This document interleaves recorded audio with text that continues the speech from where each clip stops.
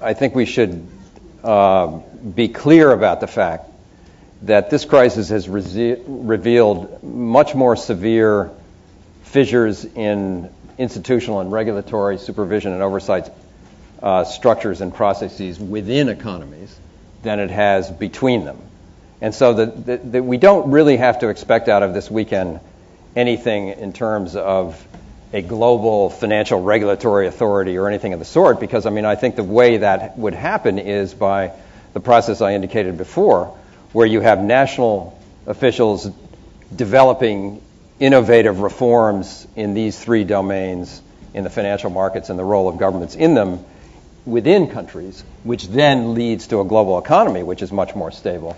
But not that it would come from the IMF or that it would be uniform in any way, but rather that it would be idiosyncratic, but nonetheless based on comparative experience in the various countries. That's number one. Number two is I'm a little bit concerned about the argument that seems to arise in Anglo-Saxon countries and in economics that this is not the time to worry about regulation, oversight, and supervision of financial markets because of the fact that we're in a downturn and we're in a crisis, and that if you start inserting government into this financial arena, that you are somehow going to dampen further or deepen more the crisis that we've already got.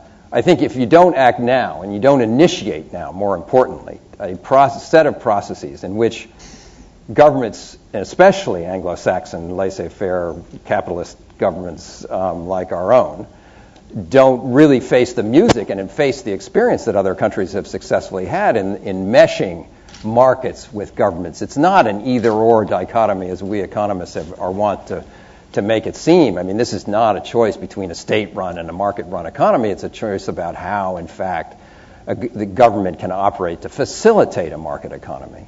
And so I think that dialogue is vitally important for this country.